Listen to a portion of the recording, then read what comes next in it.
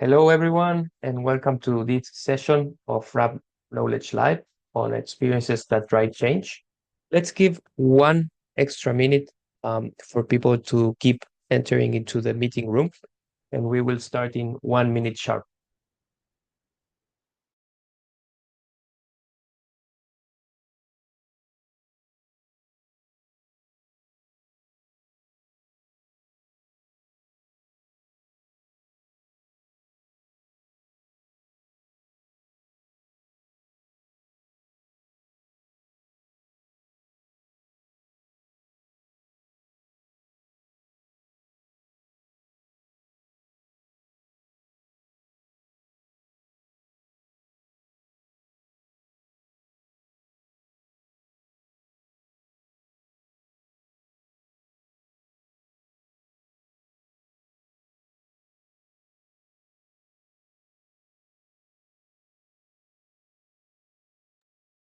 Okay, so let's get started for respect of your own times.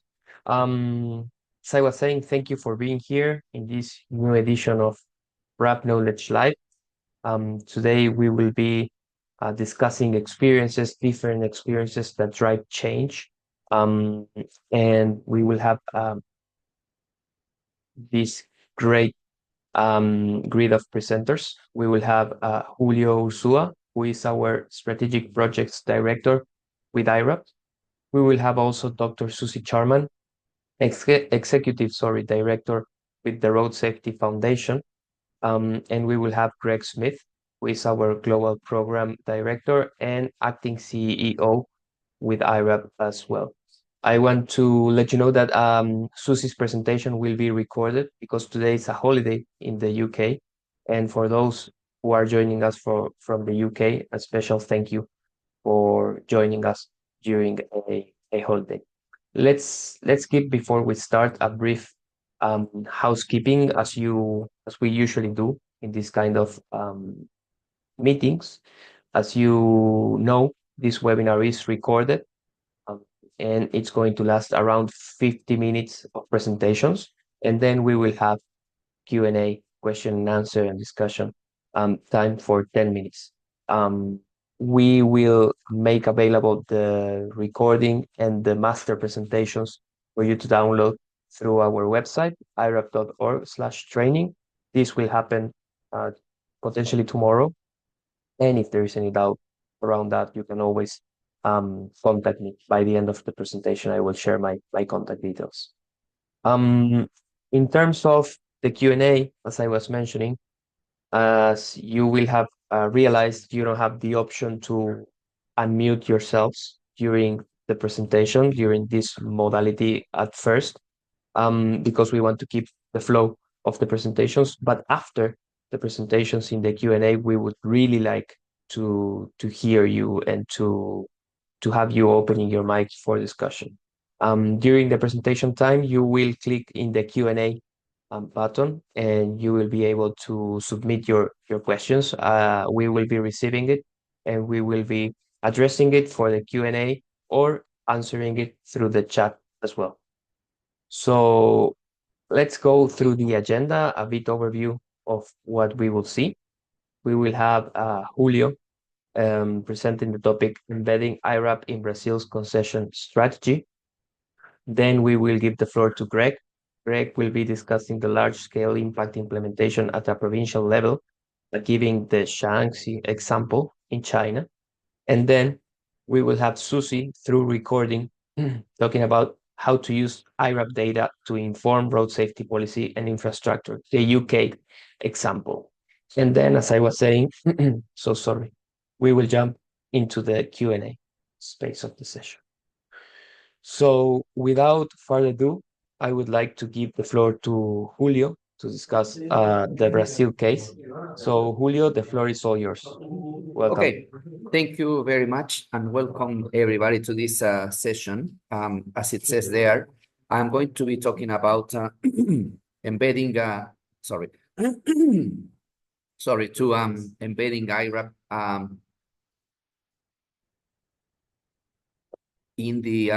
in the Brazil concession strategy. When I say concession, we are going to use this term to refer to the roads that have been privatized, so they are private now, and they are the authority gave them to the private sector via a concession strategy. So you can go to the next one, Franco, please. So this is a general context of the of this program. As you can see there are several what we call country-led programs in different countries. So we have one, for example, in Australia, another one in China, in India.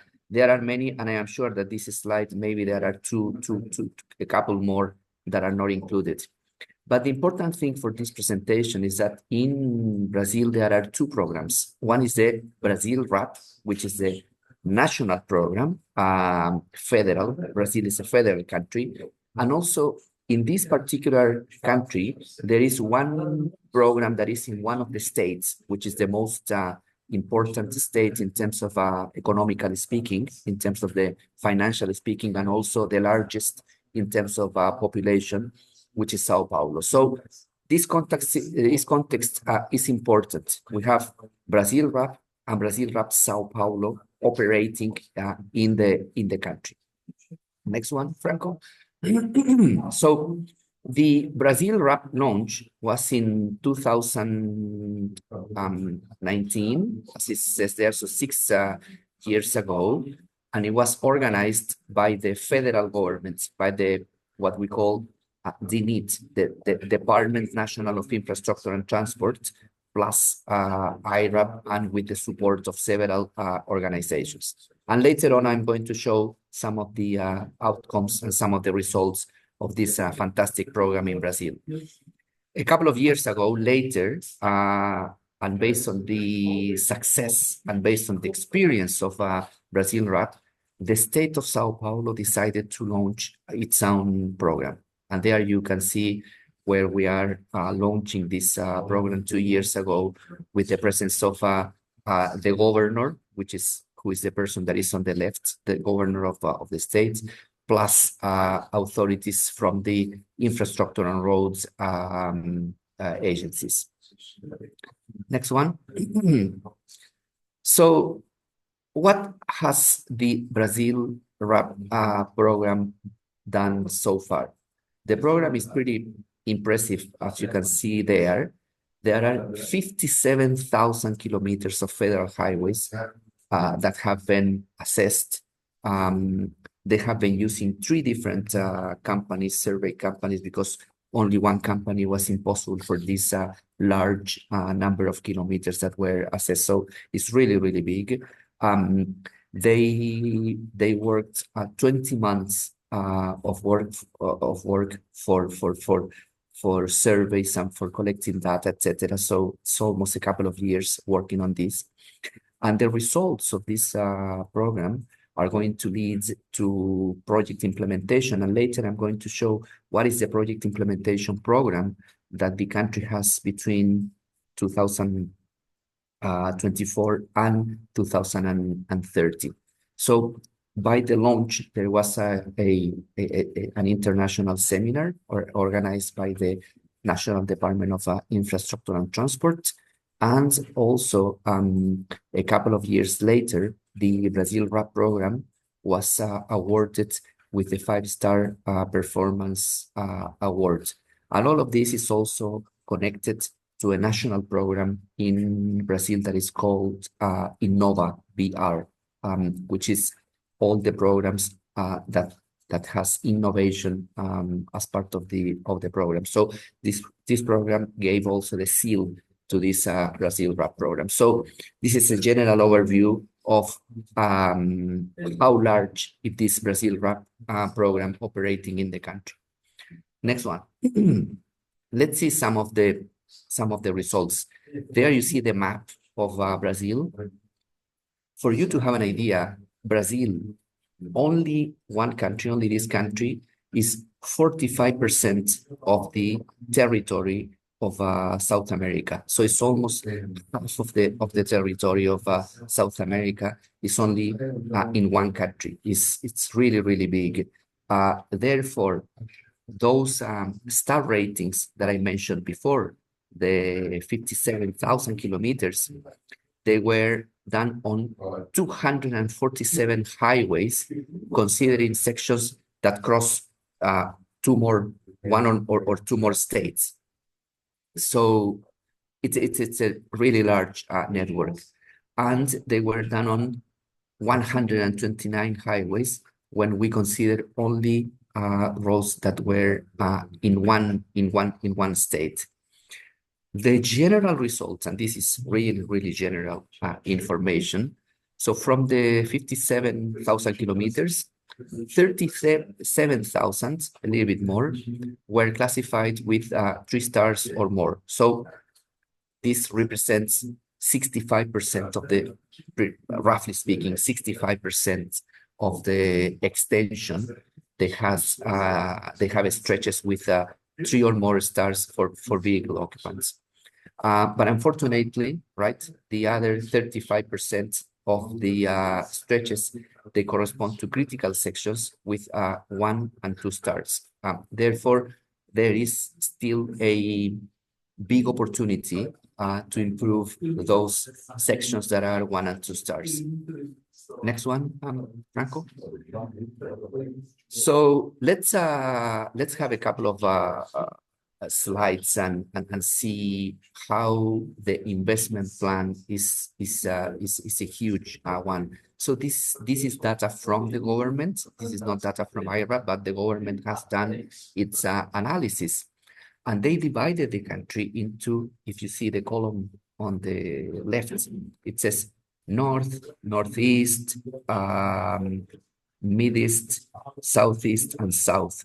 So for each of the columns, you have the level of investment in millions of reais, and they are on the right in the squares. I put there the amounts in dollars. So the planned investment that is going to be done in the next years in the countries is about 18 billion reais, which is basically $3.4 billion. This is the amount of money that the country is going to put to improve the roads that were classified as 1 and 2 stars. What is going to be the impact of this in fatal and serious injuries that are going to be saved in the next 20 years? We are talking about 150,000 people. And the program benefit cost ratio is 2.47, because with the $18 billion that are going to be invested, the savings are going to be $45 billion, which is 8.6 billion. So these numbers that you see here, we can also hash out and do an analysis from different point of view, but due to the short time of this presentation, I am only going to show one of the analysis. So it's in the next one, please, Franco. So here you have another way to see the same data. As you see, the square below the pie chart, it has the total of 57,000 kilometers, and again, is divided into north, northeast, center west, southeast, and south. So the northeast, as you see there, which is the dark blue color, it's where almost half of the investment is going to be done, because it's in the country. This is the region that is least developed. So you have there 41% of the investment is only going to be in that region of the country.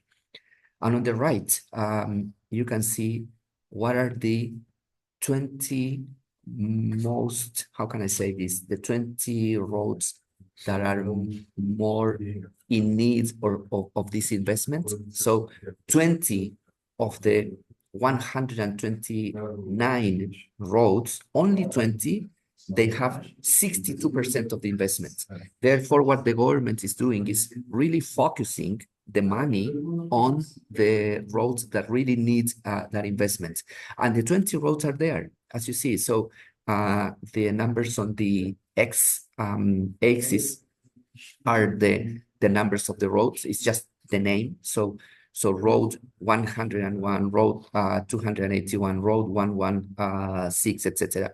So and the level of investment. So this is the ranking of the distribution of the 20 roads that have the 62% of investment. So as a conclusion, you can see that the focus is really fine, and they know exactly where to put the money in order to improve the level of stars in the country.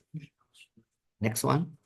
So all of the numbers that you can see, and you can put all these numbers in different from different perspectives, right? Divided by region, by road, by level of investment, etc. All of this, it comes into a bigger plan. So this is the prioritization of the plan, and on the right you can see the timeline for the execution of the investment plans. So 2023 and 2024, as I said before, was the planning of this. And as I said, it was a long process to do the survey and to do the analysis, etc. And this year, 2025, it starts the execution of those improvements. So it's going to be execution and monitoring and updating also the IRAP database. And also there's going to be a measurement of the effectiveness of this execution. So this is going to be on 2025, 2026, 2027, 28, and until 29. So we have there 5 years basically of execution of this investment plan. And at the end, we are going to have just a maintenance and keeping the results. So this is basically the big plan of the country to do the investments on this road infrastructure that is needed. Next one. So after we do have this investment done, what is the expected new numbers and new star ratings? So as you see there, the data is divided by road user. So you have on the left the vehicle road users, the motorcycles, pedestrians, and also the cyclists. And you can see that, for example, in the case of the vehicle occupants, after all these investments that I mentioned before is done, 93% of this network is going to be more than 3 stars, and only 3,000 kilometers are going to be needed to still getting some improvements. Therefore, only 6.4% will be needed to get division 0 of all the roads minimum 3 stars. And then the numbers for the other users are pretty similar. In the case of motorcycles, after the investment, 86% is going to be minimum 3 stars. In the case of pedestrians, 82.6 is going to be minimum 3 stars. And in the case of bicyclists, 76% is going to be minimum 3 stars. I have to also say that the 3 users that are on the right, motorcyclists, pedestrians, and bicyclists, they are considered only on these roads where there is presence of this type of users. So next one, please, Franco. I want to take one example of the public policy of Brazil that is related to the concessions world. So this is the example of one particular road in the state of Sao Paulo. It's a road that is called Pipa, and it's a 1,200 kilometer extension road.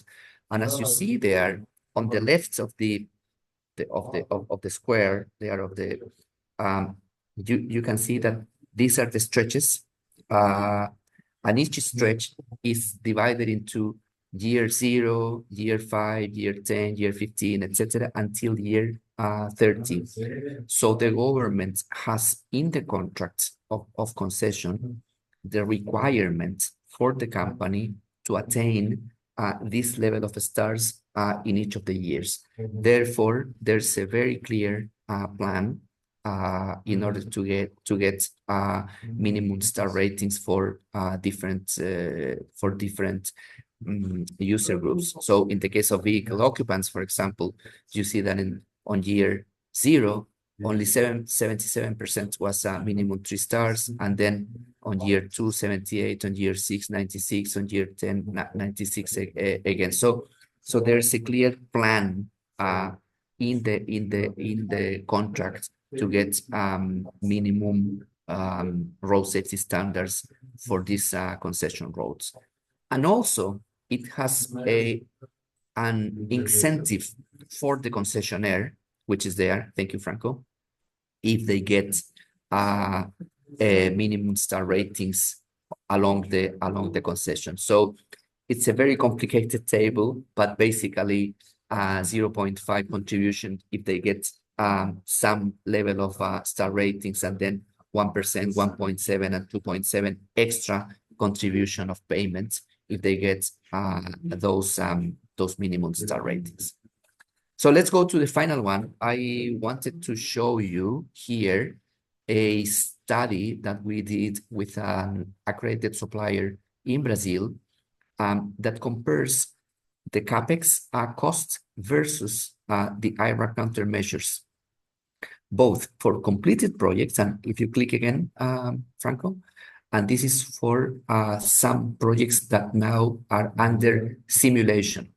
So there are projects that are already, these are concession roads that are already under operation, but also the government is now doing some studies. So let's take just the example of the first one, because the others are exactly the same. So for example, there you have a road that it's called Eco Rio Minas, right? And the total CapEx, if you click again, is this this number. As you know, the CapEx is a total investment that the road is going to receive along the years of the concession, right? So it's a really big number in reais. It's 11 billion reais basically, right? And if we take only the CapEx that is related to the road safety measures that come from the investment plan, we can see that the percentage of the IRAP countermeasures, if you click, it's less than 3%, it's 2.92%. So in other words, from the total CapEx that the road is going to receive in 20 years, the investment that is related to road safety in the countermeasures that the IRAP investment plans was triggered is less than 3% of all the CapEx. Therefore, in other words, in summary, the percentage that the company and the country has to include from the total CapEx is really, really low. But the potential of fatal and serious injuries that are going to be saved is this number. Is more than 8,000 people that are going to be saved. And the savings, the next one, is more than 1 billion reais. In other words, and as a conclusion, investing in road safety and investing in the IRAP countermeasures, first of all, is a very, very low percentage of the total CapEx. As you see there, in the case of Eco Rio Minas, is 2.92%. And in the case of the next road that is there, CCR Rio São Paulo, is 1.94. The other one is 0.5, 1.98, and 1.90. So with a really, really low investment, you can have a really big impact in the potential of fatal and serious injuries that are going to be saved. And also the BCR, the BCR is going to be very high, as is demonstrated with the numbers of the of the expenditures that are going to be saved in the future. So this analysis, we have done this analysis for concession roads that are under operation, and also we have done this analysis for the next concession roads that are in the file of the government now to be concessioned in the future. So this is what I wanted to share with you guys. So thank you very much for your attention, and there you have my contact information as well. Thanks. Thank you very much, Julio, for your presentation. And I take out a lot of things, but the most important that you just mentioned is that road safety usually may be seen as a cost, but it's actually an investment, and it saves a lot of lives, and it's feasible to do when you see the percentages. So thank you very much. Yep. So far we don't have questions in the Q&A box, so we will continue with the presentations. And remember that at this point, any doubt, any comment that you have, you can do it through the Q&A text box in the options of your panel. So let's continue with the presentations. Now we will give the floor to Greg Smith. Greg, he's going to talk about large-scale impact implementation at a provincial level, as I was saying before, discussing the Shaanxi case in China. So Greg, I will stop sharing my screen and I will let you share, and welcome to the session, and please, the floor is all yours. Thanks, Franco. Hopefully you can hear and see me okay. Perfectly. Great. Okay, I'm going to go ahead and share my screen here, and you can let me know when you can see that. Yeah, now we are showing it. Yeah, perfectly. Fantastic. Okay, thank you very much, and thank you everyone for taking the time to join this session. So following on from Julio's presentation, I'm going to talk about the Shaanxi Mountain Road Safety Demonstration project. So focusing on the implementation of a specific project in one of the provinces of China. And just to as a brief background, this is a project that was implemented by the Shaanxi Department of Transport, Provincial Department of Transport, with support from the Asian Development Bank, the ADB, and also close involvement from the ChinaRAP team. And we work closely with the ChinaRAP team in this project from the IRAP side as well. So I'm going to talk a little about who is ChinaRAP in the presentation as well. But just a quick summary, a snapshot of the project overall. It was a project that invested $344 million, and it was implemented over a 5-year period from 2015 to 2020. It involved upgrading and improving 850 kilometers of roads, and those included what they call trunk roads, so basically the provincial highways and additional roads, and also rural roads. So a fair proportion of those 850 kilometers of roads were very small roads serving local rural communities. But the trunk roads were quite large, carrying quite high volumes of traffic between major centers within the province. As a result of the project at the end, the percentage of roads that were rated 3 stars or better increased by 52%. And interestingly also, the evaluation report showed that monthly travel on the road networks increased by about 31%. So we had an improvement in the star ratings, more travel happening on the roads, but at the same time, the reported numbers of deaths went down by 33% and injuries went down by 53%. So really significant road safety improvements. And so those savings translate to about 32 lives and serious injuries being prevented annually. And as the graphic on the right shows, 52% increase in the roads that were 3 stars or better. And in implementing this, there was also 200 professionals that took part in training on road safety. More than 2,000 students, teachers, parents, and residents were involved in activities around the project. And it was award-winning. So in the last year or so, this project has been awarded a Prince Michael International Road Safety Award, but also an International Road Federation Award in 2024. There's a link at the bottom of the screen you can see. This is the document that was published by the Asian Development Bank called their Project Completion Report, which documents the evaluation of the project. So just a little bit more context in which this project was implemented. On the right-hand side, you can see the map of China there, in that blue area. That's the province of Shanxi. So you can see it's in sort of the western part or middle of China, but sort of in the west of the Beijing area. And it was implemented in the context of the 12th five-year plan. So China has these 5-year national plans that it works through. And these become the guiding frameworks and strategies that guide all development that happens across the country. So in the 12th five-year plan, safe and sustainable transport was a priority. And this very much made it a lot easier to develop and identify the opportunities for road safety projects. We also had a situation on these roads where injury rates were higher than the national average. The fatalities and injuries on about 1,000 kilometre sample of the roads was about 80 million or more than $80 million a year. And really interestingly, these roads had previously, before the Asian Development Bank and Shanxi Provincial Department of Transport started developing this project, ChinaRAP had already performed assessments on many of these roads as part of the Global Road Safety Facility program within the World Bank.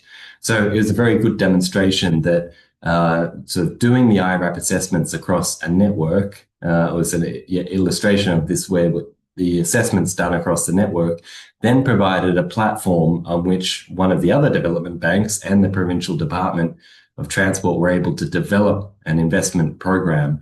So I guess that sort of seeding effort by the Global Road Safety Facility translating into real investment happening on the ground. Getting this project sort of approved and implemented wasn't necessarily easy. It took a lot of work from everyone around the table. And it's useful just sort of thinking about some of the problem-solving efforts and reflecting on those that went into the project.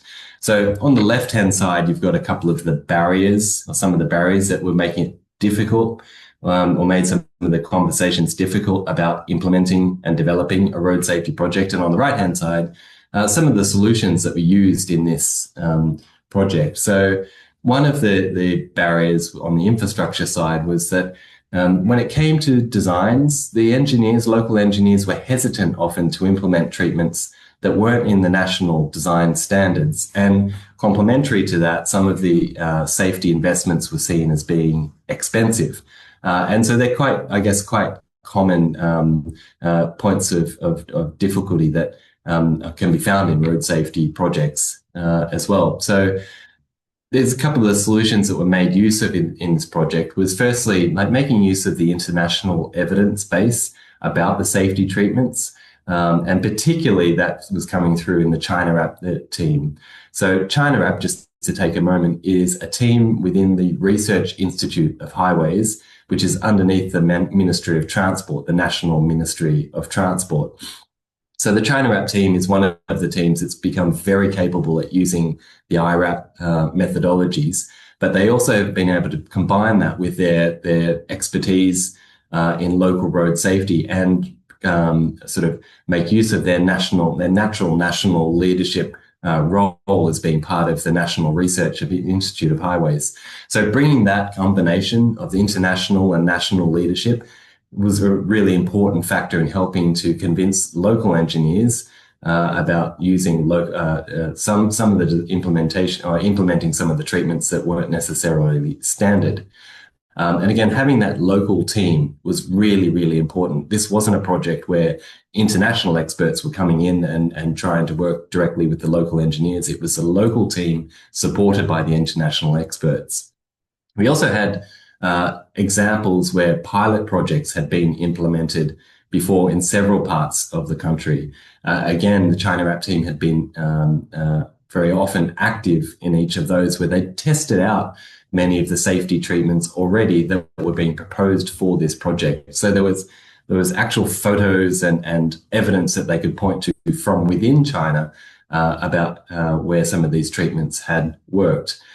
Also with the IRAP methodology, because you get these measurable outcomes, you get the improvements in star ratings, and you can put the economic analysis around that. You can start to say, we estimate in the design stage how many deaths and serious injuries could be prevented by doing these treatments, and what the cost and benefit analysis is. It becomes a set of metrics and a set of data that really supports the conversations about targeting the investment and doing some of the investment in safety that's not quite standard, might be different. We also had, to complement that, the ChinaRAP team had created a guideline document for road safety treatments, which captured their experience in these pilot projects, but also sort of documented some of the international ideas and their context for the Chinese situation.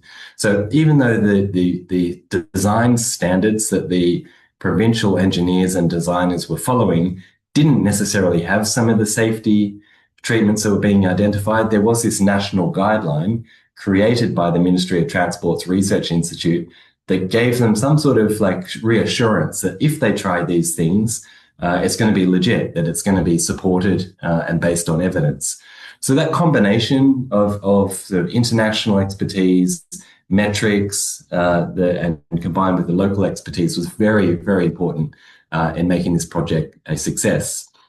Some of the other problems that we dealt with were like getting cross-departmental collaboration to happen, particularly, for example, involving the police in this project. We know that apart from the infrastructure side of things, engaging police in enforcement can be incredibly beneficial for road safety projects, but also engaging with the Department of Education, because as you'll see soon, we focus quite a bit on the schools along the corridors as well. But there was some real resistance to doing that. These are different departments with different funding, different key performance indicators, and there wasn't any clear incentive about why they should work together. So we made sure that the national program, that national 12-year, 5-year plan, the 12th 5-year plan, was really like logically flowing through into this project that really helped to emphasize how all the different objectives of the 5-year plan were feeding into this, or many of the objectives were feeding into this project. But we also were very fortunate to have some natural leaders within, particularly in the Shanxi Provincial Department of Transport, who naturally were prepared to try and bring people together, to use some of their own, I guess, personal capital and political capital to bring people together, and make sure they pick the right sort of people and the right people to come around the table. And then very good communications with all the stakeholders to really elaborate what their roles could be and what the benefits could be of working together. So the project was quite innovative. Firstly, it was really the first major loan project with the Asian Development Bank that set road safety as the primary focus of the investment. So it was the number one sort of metric that was being measured in this investment. It was also the Asian Development Bank's first application of the IRAP star ratings at the design and post-construction stage. So they were taking a chance back in 2015 to try this out.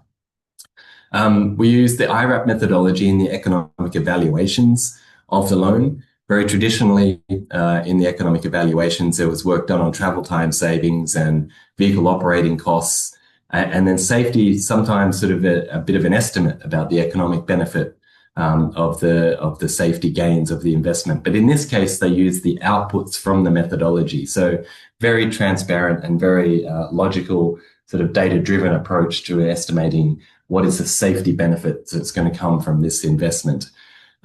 Also, we use, like I said, some of the new guidance on acceptable safety treatments that were developed by the National Institute. But we combine this it was largely an infrastructure project, but we can also combine it with road safety education and awareness efforts, where we engage particularly students and schools along the roads in co-designing treatments and learning and educational content that was very relevant to them in their schools, in their local communities, but also connected very much to the road upgrades that were actually happening. And we also really much coordinated with the traffic police So it was really one of these first projects where this coordination between the Department of Education, the police and the traffic and the highway department really came together in a clear and strong way.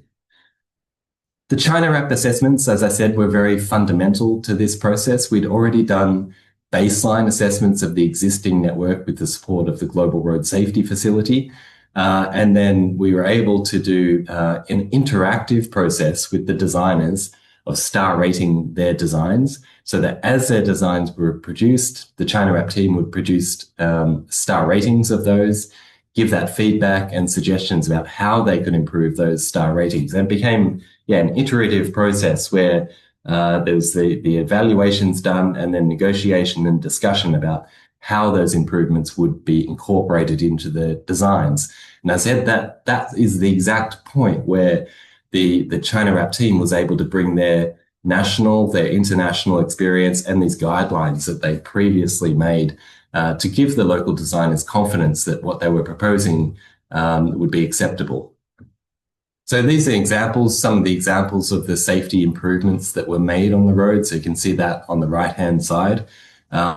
So for example, some of those coloured pavements were things that were new to some of the provincial designers that they hadn't tried before, and which they were prepared to do so with the guidance of the national team. And on the left-hand side, you can see a map of one of the old corridors and then the new design corridors. So the existing one is the red road that's coloured 2 stars, red colour 2 stars, and you can see it winding through the countryside. And then the yellow one is a completely new alignment of road. So that was one of the features of this project, is that the province was prepared to give many of the sections of roads completely new alignments to make the roads a little shorter, but also much, much safer. And that included, in many cases, doing tunnels through the mountainous regions. So quite extensive upgrades were made to these roads, and the safety benefits are quite clear. That road went from 2 stars right up to 4 stars, which helps to explain a lot of how the big safety gains were made in terms of reducing deaths and injuries. As I said, many of the corridors that were upgraded passed through local communities, and many of those had schools on them. And so in many cases, the students hadn't really grown up with roads that were being designed in the way that they were. Some of the roads were going to be carrying more traffic. As I said earlier, there's more travel was happening on the roads as a result of the project. But also there was design features that they hadn't necessarily seen before in terms of pedestrian crossings. So there was an effort made to really engage the students in the infrastructure project itself, and also get them, and part of that engagement was literally working with them to co-design some of the curriculum that they would learn in following years about how to think about safety around these roads that ran through their network. So that was an area where, in the end, very nice collaboration happened between the transport departments and the education departments. There was also quite a lot of media engagement throughout this project. So we invited the media to come to all the activities. There was official media reporting happening and campaigns on social media, on the WeChat and TikTok platforms, to really make sure that the community was very aware of what was going on, both in terms of the changes that were coming, their opportunity to participate, and the benefits that we expected the project to bring. And very interestingly, the police became very involved. Initially, the police were very reluctant to be involved, and I think probably fair to say the transport department was reluctant to involve the police in the project because they're different departments. But as the project went on, that relationship became quite good. And the police, I think, saw a very nice opportunity for them to contribute to the outcomes of the project by doing their police campaigning and police enforcement campaigns in association with the road upgrades. So in the end, we found that particularly in 2020, they ended up performing very strong campaigns on enforcement as the roads were being upgraded. And the two things came together, I think, very well to have a very strong effect. And you can see in the end, in 2020, they ran 56 targeted enforcement campaigns and operations on the network, and more than 60,000 violations were issued. And that was a benefit that wasn't necessarily forecast to happen in the project, but it was one that really added to a lot of value to the project overall. So one of the goals and in all the Asian Development Bank projects is sort of trying to ensure that there's really good commitment from the partners they're working with, but also look for projects to be replicable, so that you can do them again, and also very sustainable. So some of the things that contributed to those goals were the fact that we did training and workshops right throughout the province with the engineers. As you saw, more than 200 engineers took part in several training workshops and events. We had very good relationship building with the stakeholders, and the approaches have now been used in other Asian Development Bank projects as well. But also, the ChinaRAP team is still there in China within the Ministry of Transport Research Institute of Highways. So that team has built their capability, built their experience through this project and many others, and serves as a really valuable knowledge source and implementation team to support every province in China in doing these sorts of projects. Many of the treatments that were implemented are long-lasting. They will save lives today, tomorrow, and long into the future, as long as they're maintained. And also the public awareness campaign and education work that we did through the schools helped to really build people's awareness about road safety and the benefits of good investment.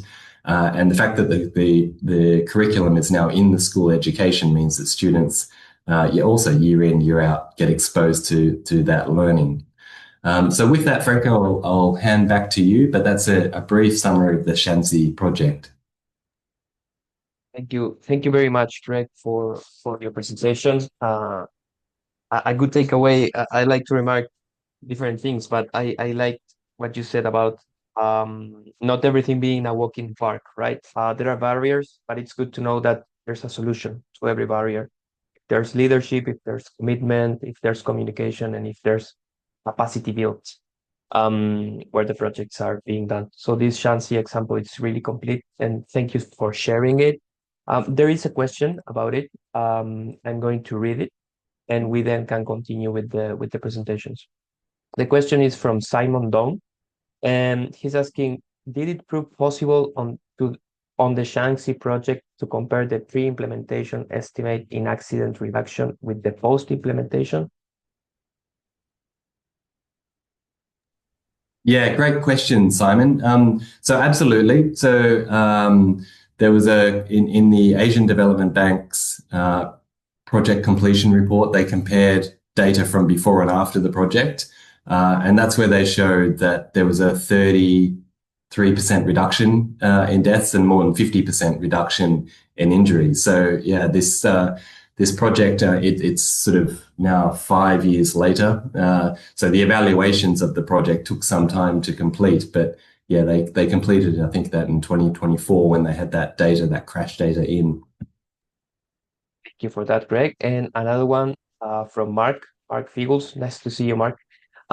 He's saying, hi, Greg. It seems that you have all the ingredients to scale the road safety projects in China. Are you optimistic on that? Yeah, another good question. Thanks, Mark. And you remind me, I think I have 1 or 2 emails that I owe you a reply to. So yeah, good reminder. But I am very optimistic about China. This project was done in a context where the nation was very focused. To give you an example, at that period, the State Council, basically the highest decision-making body in China, had a special program focused just on road safety. So for the highest leadership in the country to be talking about road safety, I think was incredibly important. And they have built incredible capacity through doing large-scale projects across their country on road safety. So I think this project in Shanxi, it's one of many projects that the ChinaRAP team has been involved in across many provinces. So yeah, I do have a lot of hope for China's work, and you can see that in their national statistics, which have been showing fatalities are reducing significantly over time. When I was in China just sort of a few weeks ago, we discussed how we can help to share that learning more expansively with countries across the region. So yeah, I think that it holds a lot of promise. Thank you so much, Greg, for your answers, and Simon and Mark as well for your questions. Let's keep with the presentation. I will share my screen again. I hope you are all seeing my screen. For this one, I will need to share the sound. So give me 1 second. Okay.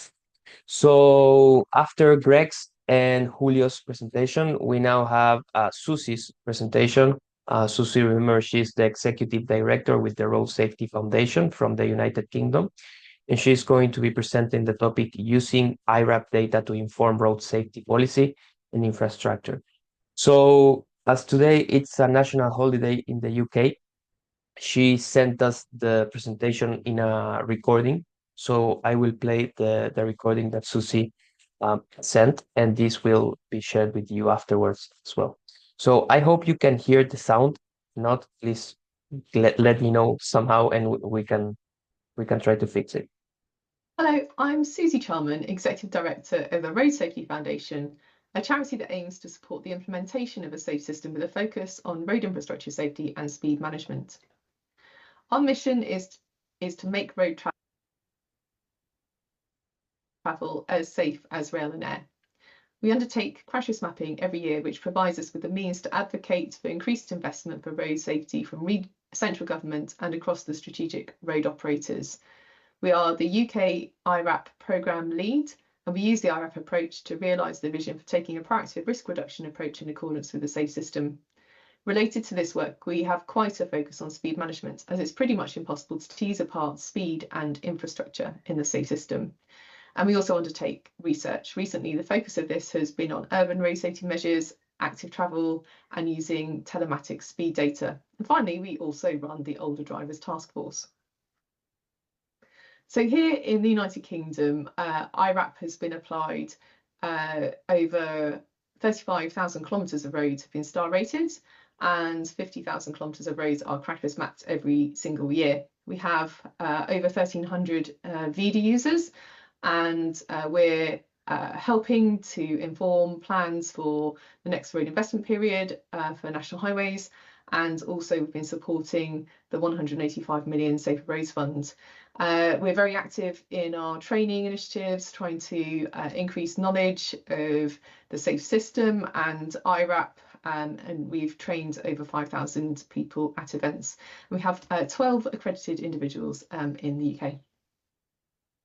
So what change are we actually trying to drive here in the UK? First of all, we're trying to find greater investment in road infrastructure safety. We're trying to ensure that road infrastructure risk is measured, managed and reported on in a very meaningful way. And we're trying to help direct how we can prioritise and routes for treatment, and also how we can treat risk in a proactive manner in accordance with the safe system. We're also trying to make sure that every time a change is made to the network, it should be optimal for safety, so for new roads and for existing roads. And I'm going to talk about each of these changes that we're trying to drive one by one.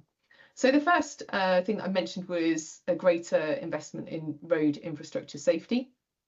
So what we used to do is use our crash risk mapping work to identify the worst performing routes in the United Kingdom, and we would go out to the media with our top 10 list of bad roads that needed investment. Of course, it was a really, really good media story. Everybody loved to hear about the most dangerous road in Great Britain and so on. But we've kind of moved beyond that a little bit now. We respect very much that our road authorities are trying to do the very best that they can with very, very limited budgets. So what we're trying to use the crash risk mapping work for now is to identify the investments that might be effective across our road networks. So for each individual A road and motorway section that we have in our crash risk mapping that we crash risk map every year, we can try and estimate the potential returns on investment for those particular routes. So looking at the fatal and serious collisions that have happened historically, we know, for example, how much on average we expect to be able to reduce death and serious injury by it's about 23% on average. So we can then work out what the potential savings are, monetize those according to our values of prevention, and then we know roughly how much it costs to achieve those reductions. So what we can do for each of those links is to generate a potential benefit cost ratio. So what we've got here on the screen are our portfolio investments that we think would be at a reasonable level to see real change across our road networks. So for example, here in England, if we look at our other local A roads, we've chosen very high benefit cost ratio routes only. And that would warrant an investment of £450 million. We're expecting there to be over 5,200 fatal and serious injury savings over a 20-year period, with a value of prevention of £2.8 million. So, sorry, £2.8 billion. So this means that we would end up with an overall estimated benefit cost ratio of 6.3 for that particular portfolio. And we can work our way through those different opportunities for investment across those different networks that we have in Great Britain. What we've also been able to do is use this analysis to create a business case that the Department for Transport could take to Treasury for investment in local authority A roads, not on the major road network. So far we've seen an investment through Safer Roads Fund of £185 million that's come directly from the business case that's been possible to generate through our crash risk mapping work. So that £185 million has been invested on nearly 100 routes and is estimated to prevent 2,600 deaths and serious injuries over the next 20 years, with a value of prevention of 1.2 billion and a BCR of 5.3. So really, really impressive portfolio investment level, set to reduce death and serious injury on our roads considerably. The next change that we're trying to drive is measuring and managing and reporting in a meaningful way. So on the right-hand side of this screen, you can see the star rating map, the last star rating map for the strategic road network in England. This is all very familiar to you, star ratings 1 to 5. We can see the relative performance of those roads according to the IRAP metrics. So it's really, really important that we understand those star ratings for the strategic road network, and also then that the public gets some understanding of the safety performance of the routes that they use. What we're also seeing in Jersey on the left-hand side are some really important metrics that are being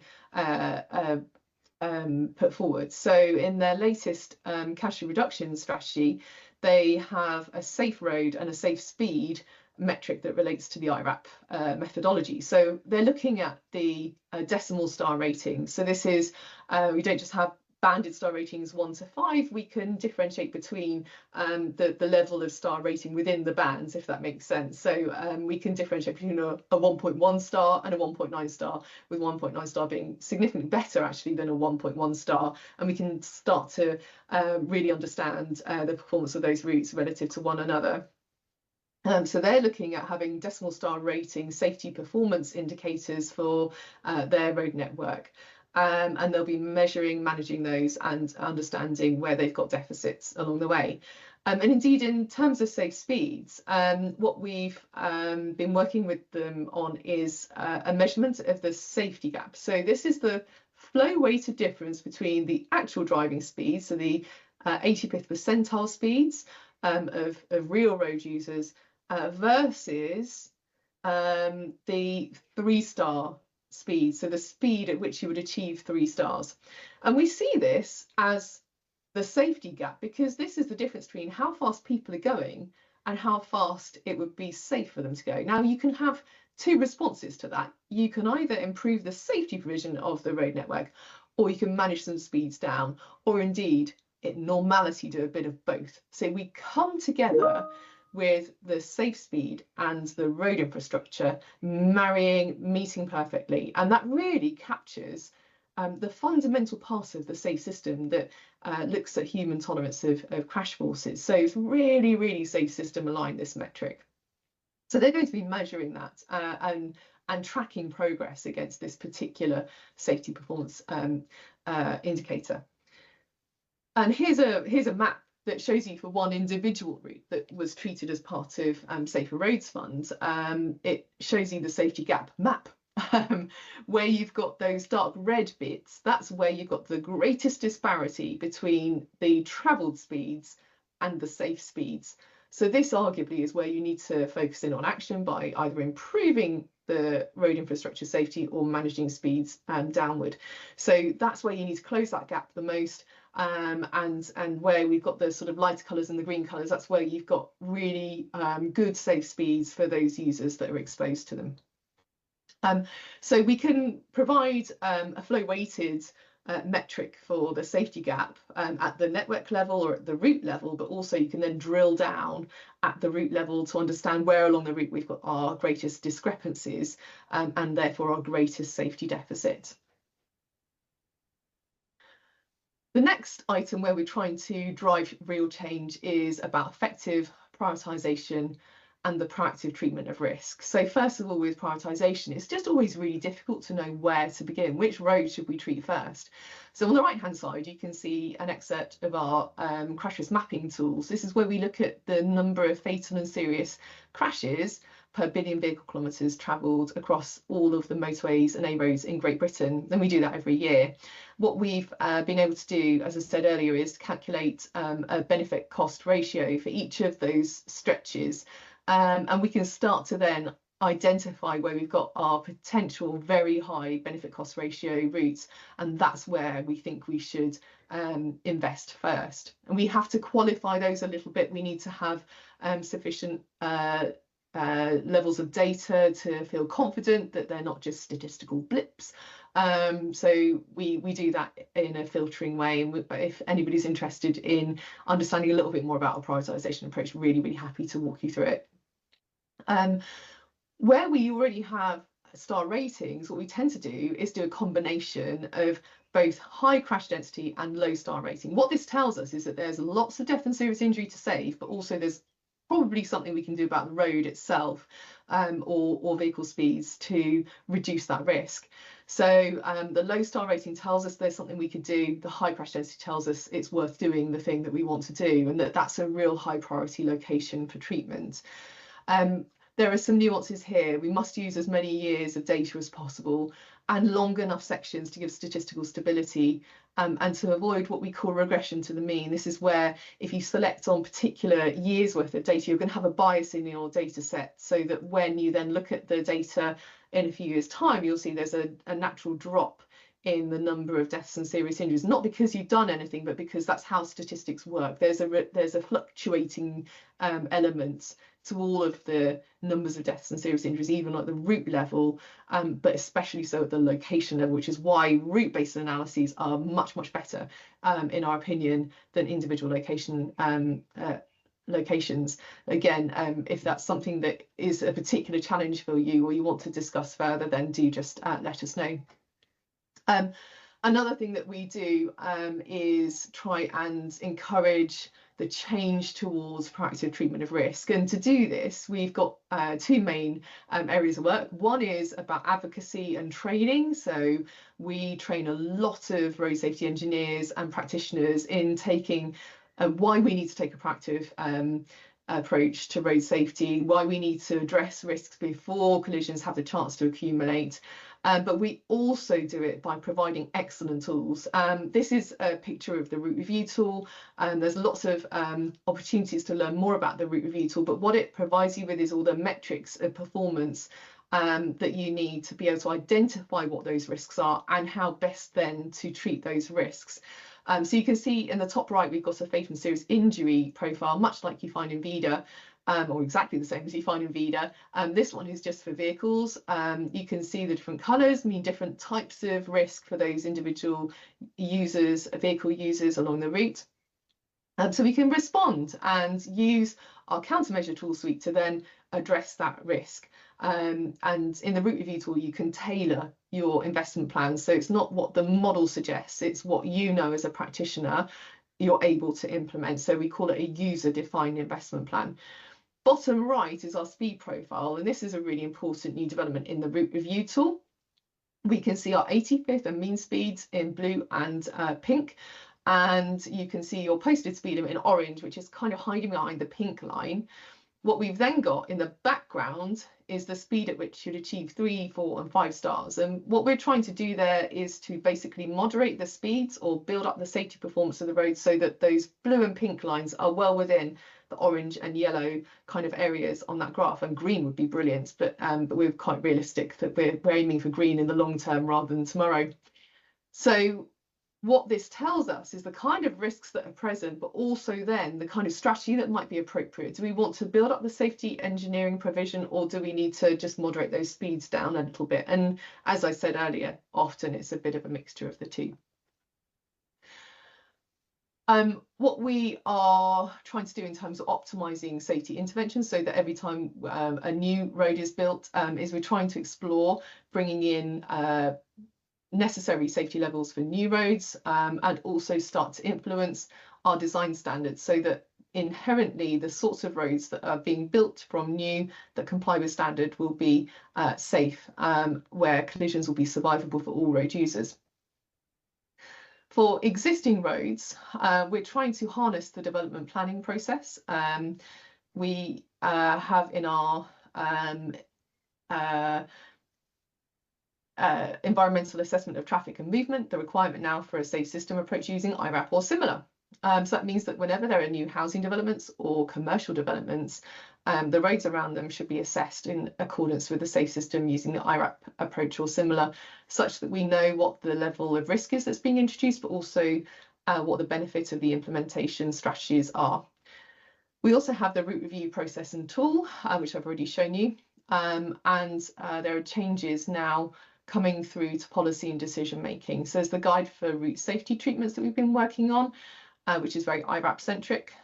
There's speed management policy that needs to be amended. That's a work in progress, and also road safety audit guidelines can be amended to embed IRAP and safe system thinking.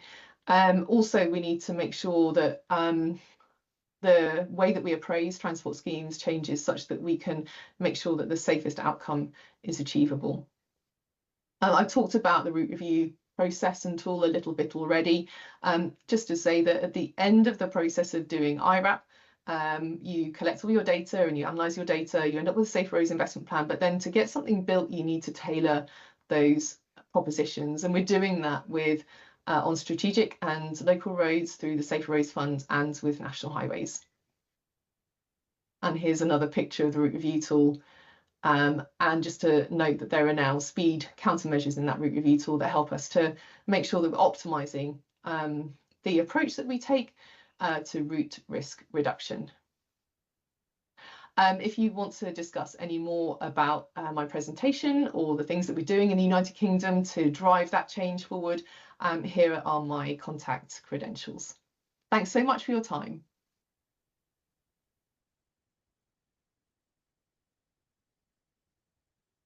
So thank you very much, Susie, for the presentation. And thank you all. I know that we are a little bit behind schedule, so let's go directly to the question and answers part of the session. I think I'm sharing the wrong screen. Give me 1 second.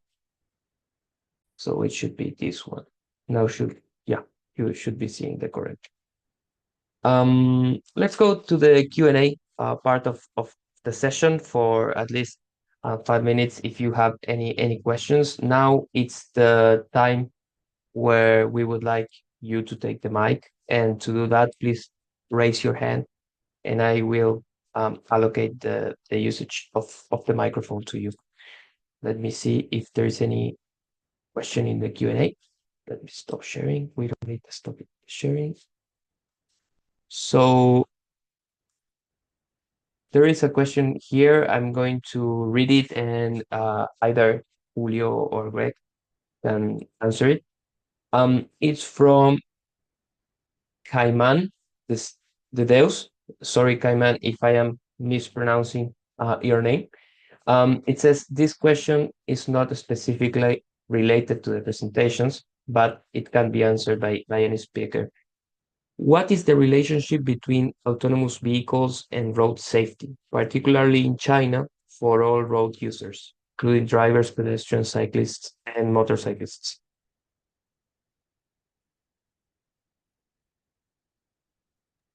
I can jump in and share a few ideas. Franco and perhaps Julio, he could add as well. I guess the autonomous vehicles is a pretty broad topic. So, when you say it, people often think, okay, these are vehicles that are driving around by themselves without humans driving them. But I think it's probably fair to say that there's many different types and many different technologies that all come together to make a vehicle autonomous or not. And some vehicles, I think most of the vehicles that have this sort of technology, you would say, so some sort of semi-autonomous. So things like automatic emergency braking, forward collision warnings, blind spot warnings in vehicles, lane keeping assist, pedestrian and bicyclist detection. These are all sorts of technologies that are becoming very common in vehicles, at least in the high income countries, but also in many countries like China. It's very common for vehicles to have these sorts of technologies. I think for the most part, those sorts of technologies must have some sort of benefit for safety. Like traction control and automatic emergency braking, I think is probably a very clear example of where these techs have safety benefits. It's also worth noting that some of them do rely on the provision of infrastructure. So like the lane keeping assist, for example, where the vehicle detects whether you're in the lane or not. And if you start to go outside the lane, it helps to correct with some steering adjustments. These are usually looking at the lane marking themselves. So if you have a road without those lane markings, that technology can't work. So maintaining your infrastructure to a certain level is important for many of these technologies to work well. But yeah, overall, I would expect these technologies to have an effect on safety. But the big question is how quickly they come into different markets and different fleets, and different countries are going to have different uptake rates of these technologies, I think. Thank you, Greg. Yeah. Greg, I also wanted to share everything that you said. It's really, really important. But in addition to this, the importance of this technology that is on the vehicles as they influence in the ITS systems as well, because these vehicles, they have the capacity to do what they call information vehicle to vehicle and information vehicle to infrastructure. So as you said before, some of them, they read the infrastructure as the lane, etc. And in other cases, they have the capacity as well to send information vehicle to vehicle. And this is really important for the ITS system, for the intelligent transport systems on the roads that are operated, especially by concession roads. So, for example, in Europe, there are different levels of ITS, from level 0 to 4 or 5, something like this. And the last level, the highest level, that includes that type of technology, vehicle to vehicle and vehicle to infrastructure. So I wanted to also add that information in addition to what you said, because this is also important for road safety and for managing the operation of the roads. Thank you, Julio and Greg, for your answers. I will add something as well, that we don't need to wait until fully autonomous driving comes to our daily lives in terms of seeing how much they help in terms of road safety. All of these aids that Greg and Julio are talking about, are not about autonomous driving per se, but they are about active safety with technology solutions that are actually helping a lot and saving lives in the road, related to the safer vehicles angle to the safe systems approach for road safety. Actually, the NCAPS program, who are constantly testing these vehicles, have added these features to the protocols they test. So they are for sure already saving lives. And in terms of infrastructures, we do have one of our attributes is the roads that cars can read. So if there is a road that is self-explanatory, for instance, for the lane keeping assistance, for it to work, as Greg was saying, you need to have good infrastructure. Otherwise, the vehicle won't spot any lane and won't help you. So there's a very good and deep connection between the quality of the infrastructure and the technology of the cars to work properly in this infrastructure. So this comes back to the safe systems approach, in which we need to work a lot in different angles. We need to work a lot in good infrastructure for more technological cars be able to do their job and save lives, and limit the other angle, which is the human factor, the ability that we have to make mistakes. So it's all interconnected. But in the end, I think they are saving lives. The cars with these technologies. I don't see any hand raised, but there is one extra question that I will read, and then we will be able to finish the session, because I think we are out of time. This question is from Tesfa Michael. Sorry again, Tesfa Michael, if I am mispronouncing your name. It says, "Hi there, I'm from Ethiopia. Ethiopian Roads Administration's ERA surveyed and assessed around 500 kilometers using the IRAP methodology in 2023. In the end, the roads were star rated. However, the SHRIP are not sufficiently executed, which I think we missed the main objective of conducting the IRAP survey. What is your advice on this in terms of our next moves? Thank you." Yeah, thank you for the question. And it's quite a good point that you raise. Is the star ratings are incredibly important, and the part of the assessments that's probably best well known. But to those making decisions about road infrastructure, the investment plans are actually very often the most important and most interesting part of the IRAP assessment. So the fact that you have the basic IRAP assessment done already with the star rating, it's in the VIDA software. It's not too much of a challenge now to also produce the investment plannings. I'd need to jump in and take a look at your data sets, but we're going to want some calibration data to find out some of the high level crash types and numbers that happen around that network that you've assessed. You're going to need some estimates of the countermeasure costs. So typically, what does it cost to implement a pedestrian crossing, for example, or a kilometre of safety barriers and so forth.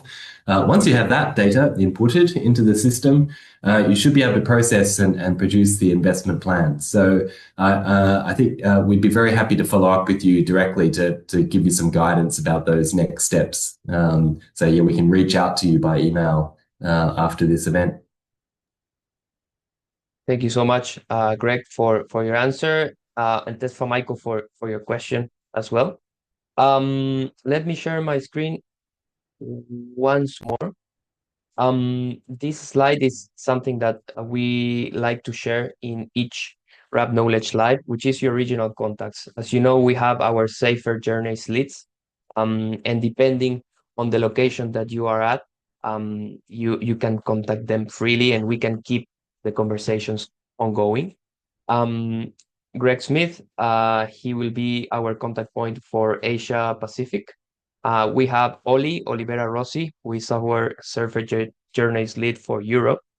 And we have Edgar Zamora as well. Edgar is our Safer Journeys lead for the Americas. So is a good contact point as well for all of us here in LATAM. And then we also have Natalie for Africa. We have Natalie Chiavasa, who is our Safer Journeys lead for Africa, as I was saying. Then you have all of their email addresses, and you also have my email address here. So if you want to follow up on any topic that we shared here, or if you need any assistance, whether it's in training and accreditation or in whatever topic you need any assistance, please feel free to contact me, and I'll be directing you to the most appropriate person in the organization to help you. So with that, I want to thank you again for your presence here. We've been together for around an hour and a half. Sorry that it got a little bit delayed, but I think the content was amazing and really, really interesting. So I didn't want to cut it off, let's say. And thank you for those, especially in the UK, who were in a national holidays, for joining. And of course, thank you, Julio and Greg, for taking 90 minutes out of your busy schedules to join us here today. So if you have any closing remarks, Julio and Greg, this is the time. Yeah, no, thank you so much for your time, and I hope you enjoyed the presentation, and I am here to help. If anyone wants to contact me, please go ahead and you can send an email to me or via Franco. Thank you again. See you guys. Thank you, everyone. Have a great day. See you. Bye-bye.